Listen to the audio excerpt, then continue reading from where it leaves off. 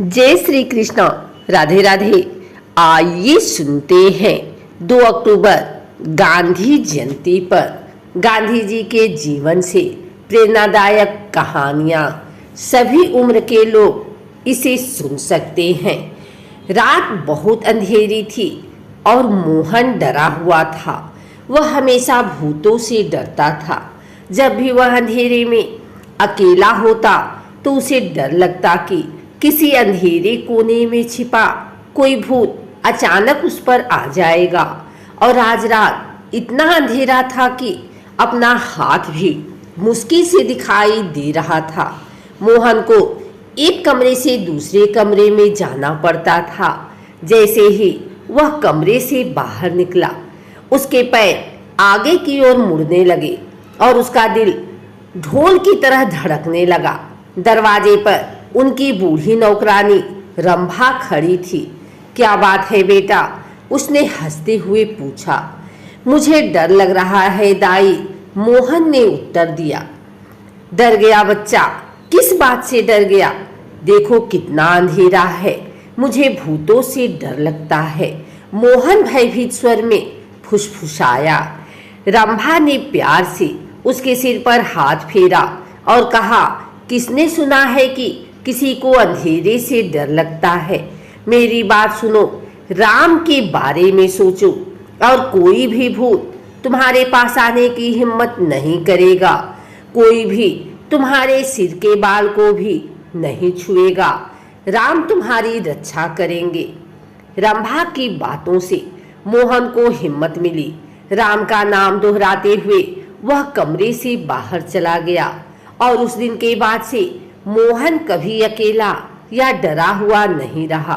उनका मानना था कि जब तक राम उनके साथ हैं, वह खतरे से सुरक्षित हैं। इसी आस्था ने गांधी जी को जीवन भर शक्ति दी और जब उनकी मृत्यु हुई तब भी उनके होठों पर राम का नाम था।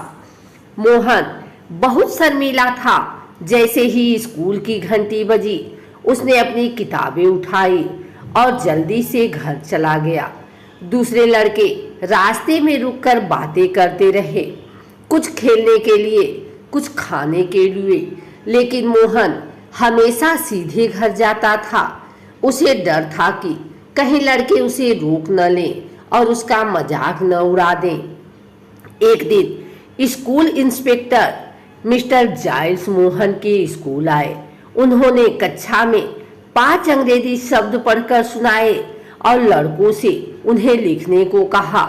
मोहन ने 4 शब्द तो सही लिखे, लेकिन वह 5वें शब्द केटल की वर्तनी नहीं लिख सका। मोहन की झिझक को देखते हुए शिक्षक ने इंस्पेक्टर की पीठ के पीछे इशारा किया कि उसे अपने पड़ोसी की स्लेट से शब्द की नकल करनी चाहिए, लेकिन मोहन ने उसके संकेतों को नजरअंदाज कर दिया। अन्य लड़कों ने सभी 5 शब्द सही लिखे, मोहन ने केवल 4 लिखे। इंस्पेक्टर के जाने के बाद टीचर ने उसे डांटा।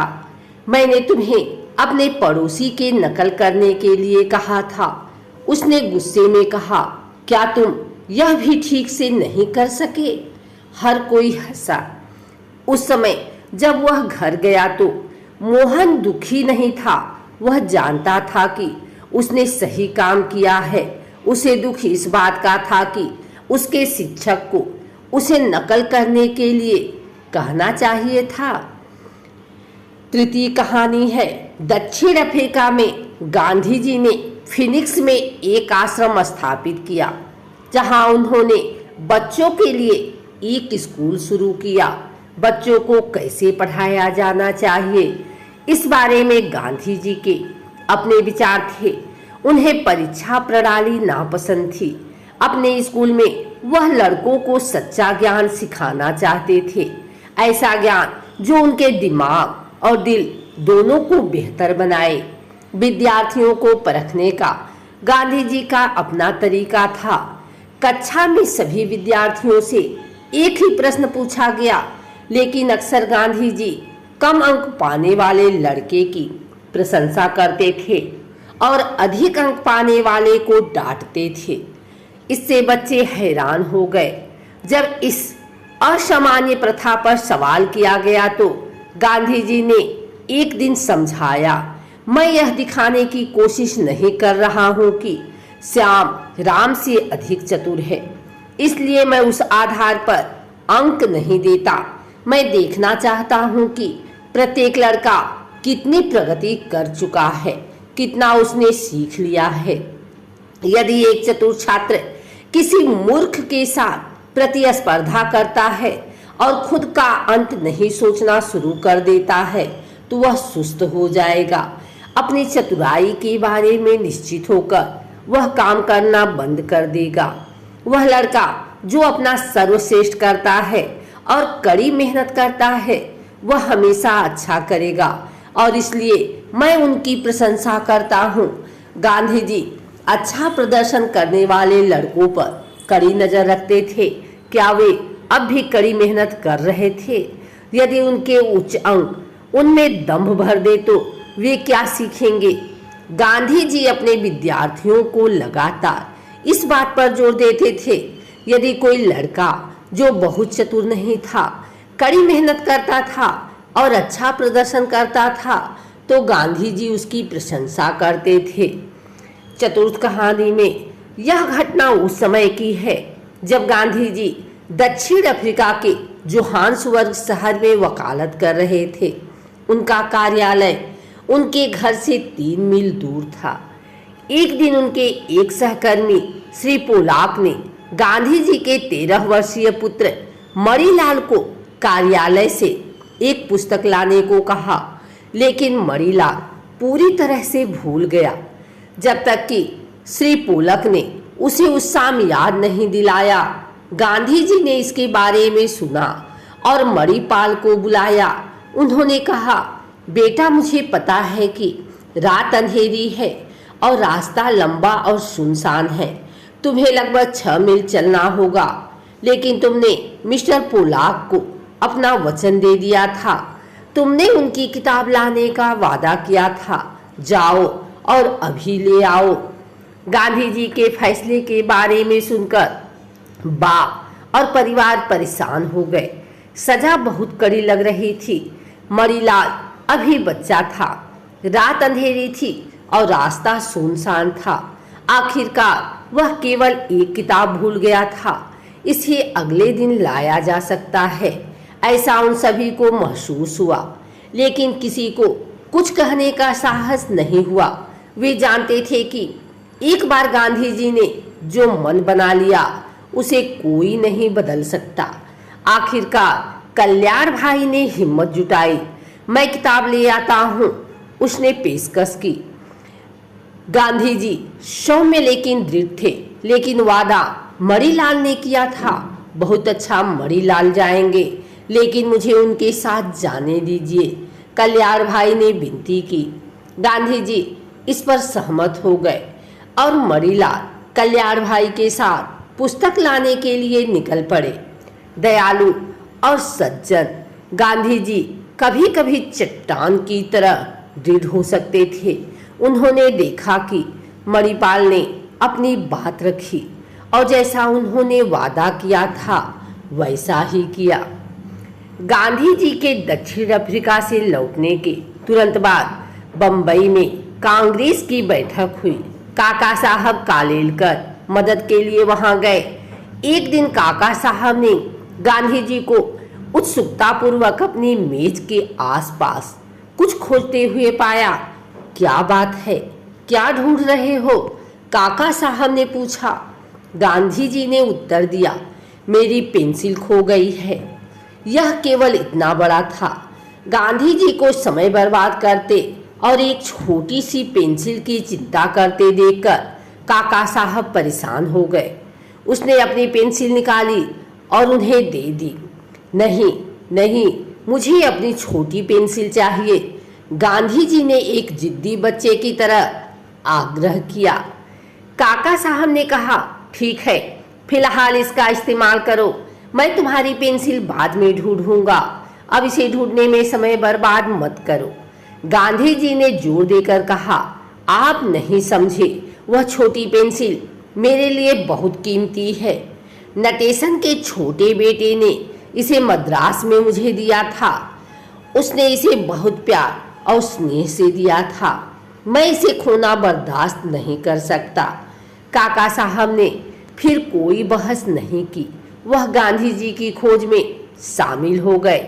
आखिरकार उन्हें वह मिल गया, एक छोटा सा टुकड़ा, बमुश्किल 2 इंच लंबा। लेकिन गांधी जी इसे वापस पाकर बहुत प्रसन्न हुए।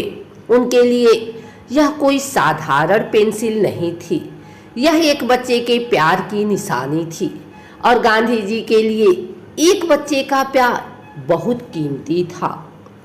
छठी कथा। बच्चों को गांधी जी से मिलना बहुत पसंद था। एक दिन वहां मौजूद एक छोटा लड़का गांधी जी के पहनावे को देखकर बहुत व्यथित हुआ। उसे आश्चर्य हुआ, इतना महान व्यक्ति फिर भी सर तक नहीं पहनता। आप कुर्ता क्यों नहीं पहनते गांधी? छोटा लड़का आखिरकार पूछने से खुद को रोक नहीं सका। पैसा कहाँ है बेटा?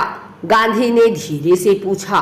मैं बहुत गरीब हूँ, मैं एक कुर्ता नहीं खरीद सकता। लड़के का हृदय दया से भर गया। उन्होंने कहा, मेरी माँ अच्छी सिलाई करती है, वह मेरे सारे कपड़े बनाती है। मैं उससे तुम्हारे लिए कुर्ता सिलने के लिए कहूँगा। तुम्हारी माँ कितने कुर्ते बना सकती है? गांधी जी ने पूछा। आपको कितने की जरूरत है? लड़के से पूछा। 1, 2, 3, आप जितनी चाहें उतनी बना लेगी। गांधी ने एक पल के लिए सोचा, फिर उन्होंने कहा, लेकिन मैं अकेला नहीं हूँ बेटा। कुर्ता पहनने वाला मेरा अकेला होना सही नहीं होगा। तुम्हें कितने कुर्ते चाहिए? लड़का कायम रहा। मैं अपनी माँ से कहूँगा कि आप जितनी चाहें उतनी बना लें, बस मुझे बताएं कि आपको कितना चाहिए।